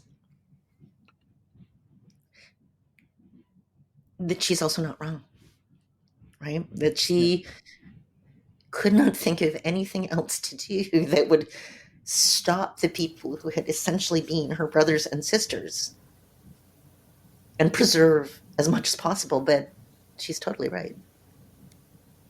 Yeah. What she did. But yeah, it's like, my point with that was, so you get to the whole, full backstory to it, and you even get previous Emmett Selk, and even he's like, when you tell him the future, and he's like, no. And so all these people are like, oh, Emmett's, okay. It's like, no, even he himself is like, what? No, I would never do that. He said, what kind of idiot would do that? Who would do that? Who would invite somebody into the heart of their, like, he's so mad at how stupid you're saying he was in the future. And he's right? Yeah, because then he's like, oh my God, I cannot believe how stupid I was. Well, I won't believe this. I won't believe it. But she believes it. Yeah, because he just didn't want to, even. It's like, how do you wrap your mind around that? It's like your entire world just, goes up in flames. And so it's like, yeah, I get why he did, the things he does, but what I was going to ask is, just getting a little back on track, is just, with the whole progression from A Realm Reborn all the way through Endwalker, and they spent, about 10 years there, and what your thoughts just, because that's like a pretty massive, I don't think any other MMO's done that, just telling a single player story, across, and how well what your thoughts on how well they executed it and everything, but you kind of answered that. So I absolutely loved it, but that's why I wanted to play through it. I started playing through it again because it is like rereading a book. It's just, unfortunately, 400 hours of rereading a book. You could New Game Plus, but it just doesn't have that impact that it does. No, because you just blow through everything. All the way through, and you catch things, and it's like rereading. You're catching things in ARR that you didn't hold on to because it's the beginning of an MMO, and you're expecting like MMO story. You're not. I mean, like World of Warcraft story, or like garbage story. So you're not really paying attention. It's like, okay, these are the bad guys, these are the whatever, and it's only after you get through Heavensward that you realize that is not what they are doing here. That is not what they're doing. So when I started again, I paid attention to a lot of the little details, a lot, that I had not, of course, retained the first time out. And I think the one thing that I will say before I played Endwalker is I'm watching somebody, because he has gone completely nuts about the Bahamut fight in Coils. In Coils. Yeah. And the thing he went completely nuts about is the song. He said, like, oh my God, this man, he'd forgotten, because he's with a bunch of friends who were taking him through, and he's just standing there and he almost died. Because it is so visually spectacular, first being 10 years old, and the music and the song. And so somebody in the comments had said, this is the world's second clear, if you want to hear the full song. Because even though they've brought you down to the same level, the gear is still, there's slight differences. So then I, of course, clicked on the world second, and I heard the whole song. And I'm listening to the whole song, and I said to my son, who was also playing, I said, this is Endgame. He said, what? I said, the words here, this is an Endgame song. And it was. I mean, from the very start, from the moment they relaunched ARR, it's the Endgame music. Yeah. And it is, because that's a Heidelman, but it was to the words, it was the lyrics. I said, no, this is Endgame. And the people, my husband always looks at me funny when I do that, but there's a way that people use words. It's the way that songwriters use words, or way that poets, or way that writer uses words, where you understand that there are more layers to it. You can just tell by what they've chosen. And then I wanted to hear it again, but I wanted to hear it without the constant loop, because it was a long fight, and they have a perfect loop, so you don't notice it immediately. The people who are doing the music are gods. And somebody said it's in the very first opening trailer of ARR. Yep. That's the song they played. So I go, and Daniel comes downstairs, because my sons are now dissecting what they do and the musical choices they've made, because they compose in different ways. I start playing, my son watches the opening of he said, oh my God, Mom, and I said, what? He said, those are the Warriors of Darkness. I said, pardon? So then we have to watch the whole thing, because by now we've gotten to 3.5, but we haven't done Stormblood. He said, they're 1-for-1, the Warriors of Darkness. That's us. That's the stand-in Warrior of Light. That's the little priest. And he was right. So this opening segment was all of those characters, with that song and those lyrics, and that's the very beginning. And that beginning goes all the way through various things to that ending. And I was totally amazed by it, to be honest. And they had, you can say it's 10 years, and it's many, many, many movies worth of structural creation. And it's blended in with all of the MMO aspects and the dungeons and the dungeon bosses and the raids that I didn't do, because I followed the story all the way through. But I really want to see what they do coming up. Yeah. Because Shadowbringers would not have worked if it hadn't been for Heavensward. And Endwalker relied on Stormblood. So all of the end relied on things that they'd established all the way, but they still had to finish every segment in a way that was satisfying as a segment. They couldn't just give you half a book and toss it in. That, by the way, is what I have said to many people when they say, can't you split your books? No, you cannot just cut a book in half. How would you feel I ripped a book in half and gave you one half of it? There has to be a beginning and an end arc within a book, or it doesn't work as a book. Same with the game. So they're making structural choices that are beginning and end arc. But I have to say, if I had played ARR at launch and I had got to the end of 2.0, I think I'd have burned something down. It was the worst cliffhanger ever. And then people had to wait 6 months. I don't know if you guys play video games, either the two of you. And if you don't play video games, it won't be of interest. And if you dislike MMOs, it really won't be of interest. But it is really actually brilliantly written. Oh, it's brilliantly written. People sometimes Preach said when he was, because he would do this, review of each segment. And when he got to Endwalker, he said, if you had ever told me when I was playing ARR that I would have given a shit about this obnoxious little prick, I would have laughed in your face. But I swear to God, in this sequence, I actually told everybody on my team, if anything happens to those two siblings, I will eradicate everything. And I was laughing, but you do feel it. And so they also have the characters, and the characters learn. So they start out in places, and they end up in different places. They learn from the experiences. Are they scarred? Yes. Do they lose people? Yes. But so yeah, no.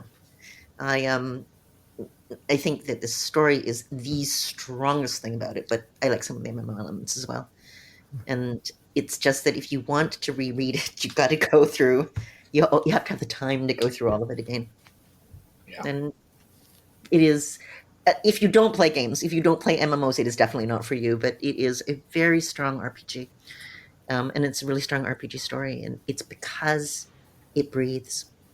It's because you're accruing character details, and these characters are changing and growing, which, by the way, is the advantage of a long book series.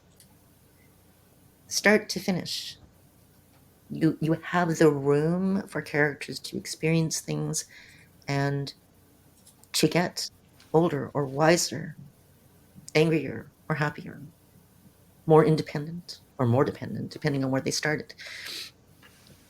People ask about why long series. It's not just the movement of armies and gods and demons, although that's part of it, and ancient history. It's also the characters have room to breathe and to really fully step out. I'll stop now. I'm sorry, Chico. No, it's fine. I was also going to say is like one of the other fascinating things is how, even though it's a ostensibly an MMO, it's still a single player story that, in order to play it, everybody has to go through the same story. And everyone has to, but I think that's why people talk about the toxic positivity, and I think, well, bullshit. People talk about non-toxic. I actually really like playing Final Fantasy XIV, and I only played a Warcraft with friends because they're kind of like, the Warcraft community is not quite League of Legends, but it's like you're in a room full of 14-year-old boys who are so insecure they have to make sure that everybody else knows that they're not the worst person in the room, and it's so unpleasant. I mean, did we not grad this in junior high? Oh, no, clearly no. But in Final Fantasy, I think the reason that you don't have that level of toxicity is because, A, there are things that will kill the most expert of players for 3 months. You guys go have fun. But everybody has to do the story. And for the story that a lot of people love, it's like you come in and you say, never been here before, and someone says, oh, you're going to die so much, I'm sorry. But they're not angry, and they don't want to spoil anything because it's the first time you've seen this. And they know what it was like the first time they finished this instance and they came out of it before the trial. So it's like, and you can say, oh my God. You do the vault and everybody's like, their first time here. And they're like, well, enjoy. Don't forget to smile, because people like they also aren't screaming at you because you don't know everything, because you're there for the story quest. You are there to do the story. You are taking them. You're walking the same path they walked, and they would like you to be moved by it. And if basically somebody is basically telling your shit and go commit suicide, because that's what happens all the time in WoW dungeons, you're probably not going to have that happy feeling, right? You're not going to keep going because you have to do those instances. However, they changed it so you don't have to do anything with people. Oh yeah, they've made it, yeah, and they minimized a lot. They're like, because I think he said, hey, we get all these things where people are like, I really want to play this, but I don't play MMOs. So they've You know what? reduced substantially how But much you know stuff. why? It's because he thinks of Final Fantasy XIV as a Final Fantasy flagship game. And there are tons of, mostly Japanese, of course, players telling him that they've played every Final Fantasy game except, I think it's 10 and 14. Was it 10? Was it Final Fantasy X was the MMO? There was one 11, MMO, but 11. 11. Yeah. They played everything but 11 and 14. And it bothered him because it's a Final Fantasy game to him. Yeah. So that's why they came up with the you can do everything solo if you really want. Because that's another Final Fantasy. Well, you can't. They still haven't done the 24 mans and some of the 8 mans. the 24 mans. Oh no, actually, one of them is mandatory. Yeah, it's mandatory. Yeah, but it's they haven't. You're right. But no, what I was going to say is I thought how it was, it's like it's ostensibly a single player story, but and you are the main character, The Warrior of Light. and so but basically being a player character, you're basically a blank slate.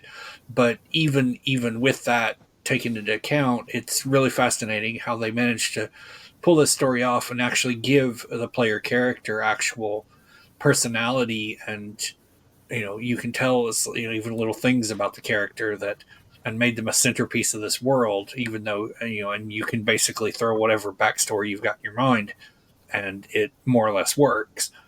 It does, but the thing is, because of the hierarchy, you are the Warrior of Light, upon whom everybody depends. But actually, the people who are ruling still get to tell you what to do. Right?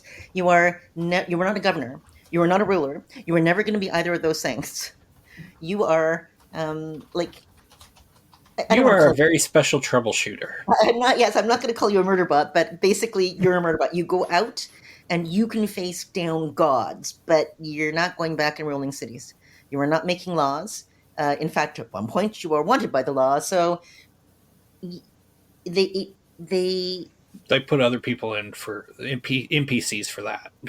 They lower the structural psychological cost of power creep because you have the context of the world, and power creep is an issue, and there are some stories and some books like the Anne Rice vampire novels in which every single book say Lestat gets more and more and more powerful until the books have to be freaking ridiculous and ungrounded to work. In the cast novels and also in the West novels, one of the things that I am always considering is play balance. I don't know if either of the two of you have ever played like D&D or have tabletop or other things. Mm-hmm.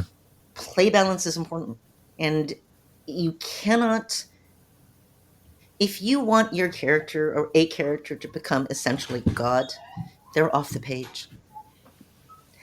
They're off the page. You can have them come in now as NPCs, but they have been retired. You cannot have them as active player characters because you can't interact meaningfully with most of the world anymore if you're basically a god. It's the same thing with the game. So they contextualize the story structure for me in Final Fantasy to prevent that. The enemies grow bigger, but the stakes in some ways remain the same. You are still trying to preserve the people of Eorzea. And those would be the villagers, and those would be the people in the city, and those would be the people who are the refugees, and those would be, you're still trying to preserve the same people. Yeah, and I also like that, they've kind of underlined that if you really look at it, it's your character's real strength isn't the fact that they can go murder hobo, murder blend everything in their path. Like Shadowbringers even outlined it. It's like the real advantage here it's all the connections, that you make with people. And, that was like the best moment in Shadowbringers. It's like, yeah, you just basically united an entire world to pull off the. I have to admit that it's the elevator, right? Yeah. When The you first, it's like you make all these connections throughout the game, and then it culminates in a moment where but you need to that get is, to murder blend a guy, but but that he's is up in a also spot you can't get to him. right. But that's also what I'm talking about with power creep. So you still have to make those connections in this place, and you don't have fundamentally. I can do anything. For them to get these things, you have that the coward genius, and you have the insane trolley worshippers, and you have the like. I mean, everything Yeah, has to sort of come together. You don't have the know-how. I mean, hi, can you fix this? No, next. But your friend is a scholar, and so it's always that sense of context yeah, because because it's always a sense you are fighting for something. it's like the warrior of light can kill things really well, but they're kind of a bizarre little cryptid who tastes could stuff dinosaurs in their sack, and no one understands why. Story-wise, this is also important, in my opinion. It is that because the character connections are the context in which they work, or the lack of context if they're that type of character. Like it really does make a difference. I am really, really sorry, Steve. No, you're fine. We can stop at any point because I know this is not actually about books. It is about story structure. Mm-hmm. It is about pacing and how these things are done, but it isn't necessarily about books. It's just that it's a type of game. Just they play Final Fantasy XIV, then you will understand. Well, I don't know if people would. It's a lot of time investment, though. I will admit that. A lot. Yeah, if you don't like them, don't. I really, the whole proselytizing, you must do this, you must do this. Don't, although I admit, after I played Last of Us on the PS3, I tried to make everybody I knew play it, but that didn't work out really well. Have you ever, I haven't watched a television show at all. The only thing I've done is play the game. And I don't like the newest remake at all. It's too Uncanny Valley for me. But, and it's like zombies and shooting people, and I hate for first person shooters, but the end of the first act was such a perfect gut punch for everything else that had happened, and then it was like, I'm doing the rest of this. I don't care. And then the end of it. I'll see you later, Jose. Yeah, Sorry, Jose. No worries. Thank you. Bye. Bye-bye. Was just phenomenal. And then that was another controversial one.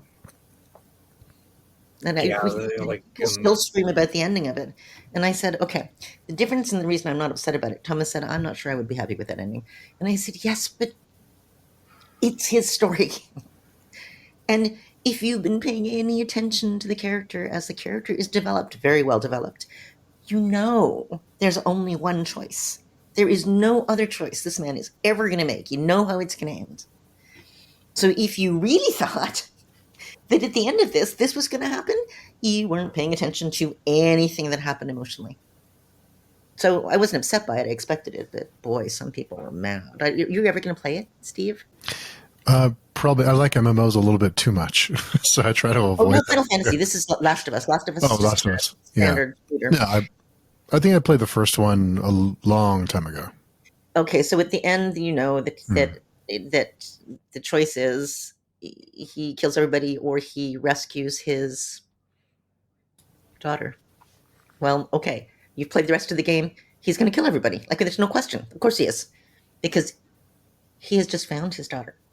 He has just found her again, and there is nothing in the world that this man will not do to save her. So the idea that he could have saved all of America by the only thing that was totally true that I thought, this could cause you trouble in the future, is that Marlene was right.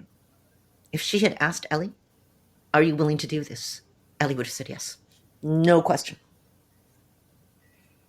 She would have been willing to do it, and Joel did not give her that choice. And at 14, you could argue that she's a child and she shouldn't get to make that choice, but she was not a child who could not make that choice. So, sort of interesting. But I haven't watched a television show. I watched one or two people complaining about the television show. or really liking the television show, but I haven't actually watched it. I What was a MMOs big do you fan. play? Yeah. I played, well, it's been a while. I played Dark Age of Camelot back in the early Oh, okay. 2000s. That's a long time ago. I was addicted to that game. Not in a necessarily unhealthy way, but it was starting to take up too much of my time, so I had to stop to be more productive with other I things. stopped WoW rating. When I got an offer for a book contract, and I thought, no, I can't do that. It's my rate schedule. And then I thought, okay, Michelle, now examine what you just said. So then I had to stop. But that was when there's 40. You needed 40 people, right? And Yeah. basically, the median age of your entire guild was 14. I swear to God. And then so you get a bunch of 14-year-old kids and mom. They called me mom. Well, and not it was affectionately eventually, but the 21-year-old was saying, "I just like me stuck in a room with my mom." And then Steve, and the 17-year-old, said, "It really is." I said, "Okay, that obscene joke that you just told, pretend that you're sitting across from your mother and do it again." He said, "No, that's gross." I said, "Exactly. You want to go do that? Go to a different channel." And they were kids, but then because they were kids, it's a supervising thing. It's the I want you to stay on your own side of the car. Do not cross that line. See, we're going. It's like I have to go to the bathroom. Didn't I tell you to go before we leave? It was a humor in it, but it was that. And so eventually I had to quit that. And that was my first big MMO thing. And then Final Fantasy, I didn't start playing. It was COVID, right? It's COVID lockdown. It's not seeing people. It's, well, why don't we try this? We'll try this. Not let's try this on a server that Asmongold's not playing on. You're laughing, but not even him. Just I think he's gone back to WoW. So he bounces around all over the place, and he never finishes anything. And I hate listening to him play a game. But I actually, oddly enough, like his political takes for certain things. And I was shocked when he came out. He said Twitter, 4.2 million likes. Twitter, he says, the whole abortion thing. He says, if you don't have autonomy over what happens in your own body, you don't have freedom. I think everybody who wants an abortion in any state should be able to get one. And it's like, well, you're going to get it in the neck. But he doesn't care if he gets it in the neck because he was an odious troll for many years, and he's totally used to getting it in the neck. But he couldn't understand why. It's like 4.2 million likes. Like, what the hell is this? Because he's Texan, so it's obvious. Oh. And the thing I don't get is the Texans that I know, the Texan writers that I know, are all very much that kind of, don't tell me what to do, right? And so how this occurs in Texas, like Texas and their ridiculous abortion laws, I do not know. Like, I can't imagine that Texans wouldn't be lighting things on fire because people were telling them they couldn't do something they used to be able to do, but maybe I don't understand Texas because I don't live there. I'm Canadian. I live in Canada. So far, all of this stuff has not crossed the border, but it was quite surprising. It's a bit of libertarian bent. He does not like the social justice stuff, but he does not like racist or bigoted assholes either. So it's kind of interesting because you can watch him do one of his funny political takes, or not funny, depending on who you are. Half of his comments are, he's a libtard. Half of his comments are, he's a fascist. Half, it's just, and everybody means it. And he just doesn't care. So I find him interesting as long as I don't have to watch him play games, because when he's playing games, I think, oh my God, this guy is such a jerk. But he started when he was 13, and he has continued in the vein of a trolling 13-year-old. And he has come to WoW for some things, partly because everybody likes it when he watches hardcore WoW deaths. I'm sorry. He knows the game so well. He's actually like my son. My son played when he was 12, so everything's stuck in mind. So he knows exactly what's going to kill people. He knows exactly what's coming because there's almost no mechanic and no mob he doesn't know. So those people, and in fact, he has huge chunks of people who've never played WoW who love watching these because he breaks it all down. So he said, if Blizzard does this, I'll play hardcore. And they did. So he started. And I really wished that he had started on the other server. Well, because if you have a huge server lag, it kills you if you're in the wrong place. Oh, yeah. Yeah. And he had so many people join who had never played the game before that the server lagged. Yeah, And it's because like, they want to, I'm going to log in and be there, or follow him around. Yes. And yes, but and then join his weird guild and then everything else. But it lags the server. You do not want to be on any layer he's on because you won't be able to move. And as long as you are not trying to actually play the game, that's fine. But in hardcore, if you have bad server lag at the wrong time, you're dead. Yeah. And then you have to start all over again if you want to, or you stop.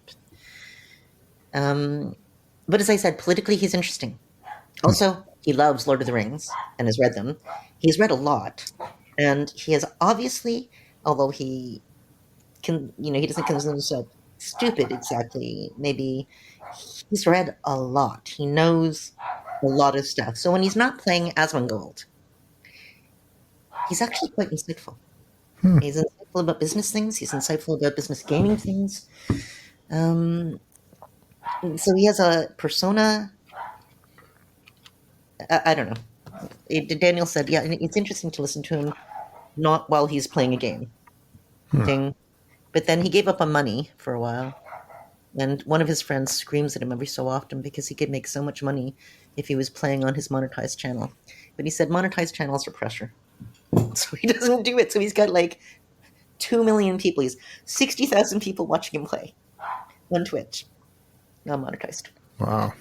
I know. All right. So thank you very much. Well, thank you, Michelle. Where can people find you before we go? I am. Hold on for 2 seconds, and I will. Okay.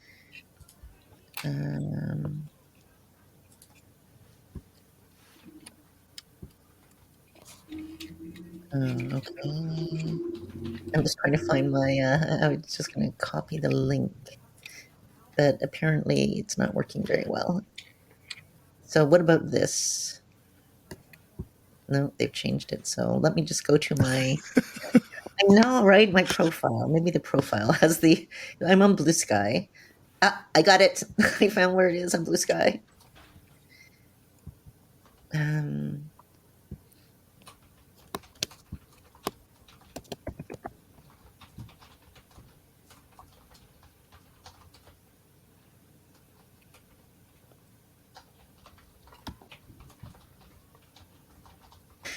I check Twitter, but I don't stay on Twitter anymore. I had to explain to my husband why I was so sad to lose it. And he said, why? Why Twitter? And I said, when you first started Twitter, before they had to change some things, it was interesting. Everything had to be short. You were seeing what other people liked, and you were seeing what other people liked was important. So I'm on Twitter. I'm following my few writer friends. And a couple of my writer friends are following Tressie. And Tressie is one of the Black academic feminists. And I follow Black feminist Twitter sometimes because of a very different take on feminism and what's important. And I actually kind of side with that more. If I have to take a side, which I generally don't. But I found the rice guy. The guy with the 50 tons rice his brother-in-law had ordered. Instead of like 50 pounds, he'd ordered like 50 bags of rice coming to his house. And it's this long thing that is hysterically funny. You find, and would I have looked for that? No, of course not. I mean, who would start looking for that? There's so many little things that you would find or trip over. So you find the medieval studies people on Twitter, and then you find this hysterical Sotheby's bookstore person on Twitter because one or another of your friends has tripped over it. It's like you're not looking for things, but in your feeds, you'll find the oddest things, and some of them are really useful. And science Twitter is really useful, and medical Twitter is really useful, and they're not things that I would have ever stumbled into before. So that's why I kind of missed it. a lot. I missed the Muslim guy. I missed things that kind of widen your view. I watched Fergus. You remember Fergus? Unfold on Twitter. So it's like, okay, Black Fem's Twitter has gone off like a bomb. It's what is going on. And you're getting Vimeo photos and you're getting people, because the police are there. And somebody has been shot. He is dead. And now everything is going to hell. And I'm watching the videos, watching what's happening. And I said, Jesus fucking Christ, they have tripod machine. Whose police force has tripod mounted machine guns? Like, seriously, whose? And it's all there because people are in Fergus and they're kind of, Black in America. And it's, I said, Thomas, it's like they just brought the army in, and this is police. And then you read about the reports. You read the reports in the newspapers later, and it could not cover any of it. Just didn't. But that growing sense of absolute horror, as all of this unfolds, made me understand why it was such a useful tool. The same with in Egypt. There was it's getting things out in a visceral way. You can read about it in the papers, but filtered. Well, you're not watching somebody get shot and die, which was actually quite terrible, and some people were very upset about it. And it's like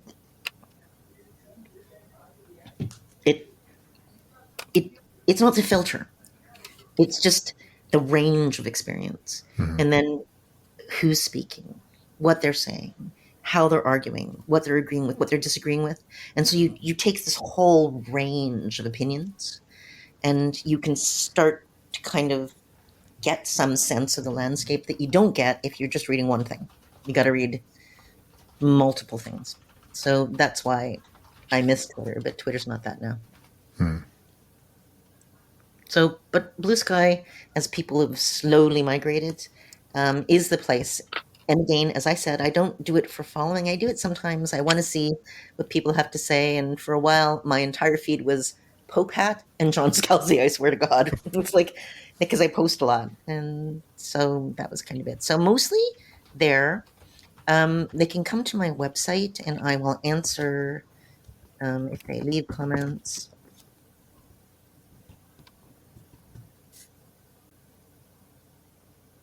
Great. I'll leave that. Leave that link down below in the description for the podcast, so people can connect. I think having a website's important, especially with the different platforms.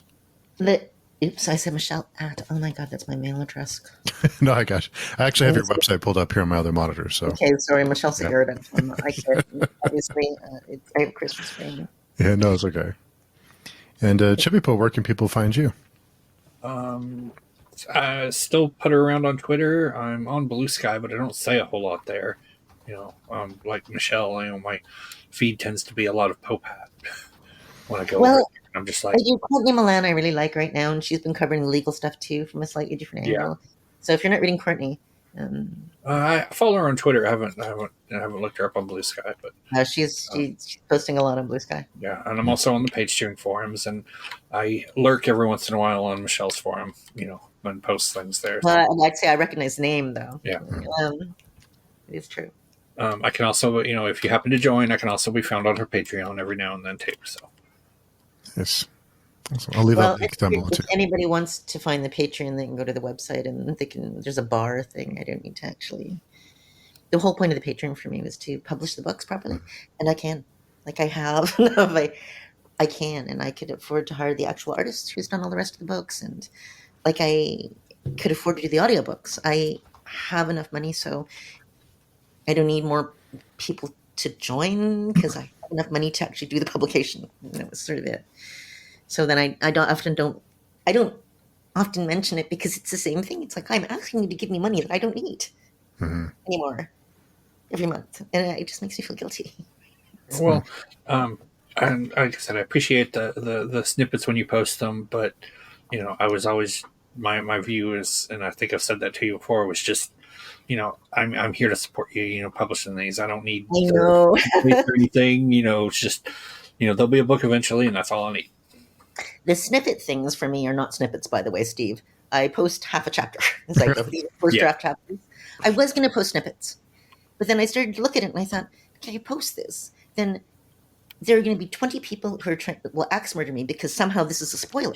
I can't post things out of context. So they have to be context free, but even the names will be spoilers for some people, and fine, fuck. And I post, I know, now it's late, so now I'm swearing. So I post I just started with the prologue and just posted that, because then anything in that can't be a spoiler. You just read the whole thing. And then the second half of the prologue, it's the same thing. You could say, well, this is a spoiler, except it's the whole thing. So no one's going to be screaming at me because there's a gap between that somehow they won't be able to experience before they reach this point. But my initial thing had been I would sometimes post snippets. It's just when I really thought about it, I didn't think that would work very well. Yeah, it's tough. But what do you do? Hold on one second. Let's go ahead and thank you for Michelle. Michelle, thanks for your time, and hope everyone has a fantastic weekend.